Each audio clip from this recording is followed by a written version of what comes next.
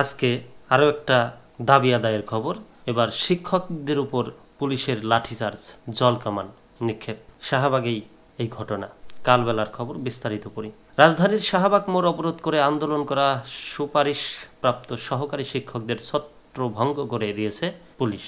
সোমবার 10 ফেব্রুয়ারি দুপুরে দেশের সরকারি প্রাথমিক বিদ্যালয়ে শিক্ষক পদের তৃতীয় ধাপে ঢাকা ও চট্টগ্রাম বিভাগে চূড়ান্ত ফলাফলে সুপারিশপ্রাপ্ত সহকারী শিক্ষকরা সড়ক অবরোধ করলে তাদের ছত্রভঙ্গ করে দেয় পুলিশ।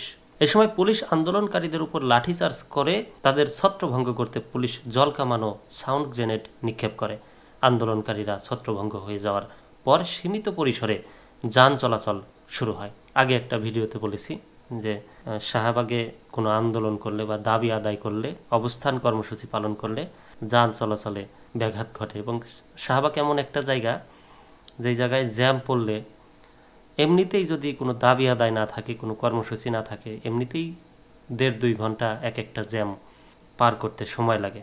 সেখানে যদি কর্মসূচি হয় তাহলে তো কোনো কথাই নেই, সারা দিনটাই মাটি, ওই রাস্তায় যাওয়া যাবে না। আন্দোলন করা সুপারিশপ্রাপ্ত শিক্ষকরা বলেন, আমাদের নিয়োগ বাতিল করে যে রায় দেওয়া হয়েছে সেটি বৈষম্যমূলক। এ সরকারই আমাদের নিয়োগের জন্য সুপারিশ করেছে, আবার আমাদের নিয়োগ বাতিল করা হয়েছে, এটি আমাদের সঙ্গে প্রতারণা।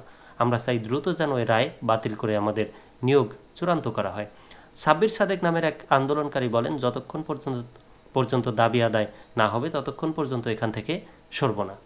এর আগে গত বৃহস্পতিবার 6 ফেব্রুয়ারি সরকারি প্রাথমিক বিদ্যালয়ের সহকারী শিক্ষক পদে তৃতীয় ধাপে ঢাকা ও চট্টগ্রাম বিভাগে চূড়ান্ত ফলাফলে উত্তীর্ণ 6,531 জনের নিয়োগ বাতিল করেন হাইকোর্ট। মেধার ভিত্তিতে পুনরায় নিয়োগের নির্দেশ দিয়েছেন আদালত। বিচারপতি ফাতেমা নজিব ও বিচারপতি শিকদার মাহমুদুর রাজির হাইকোর্ট বেঞ্চ এ রায় দেন।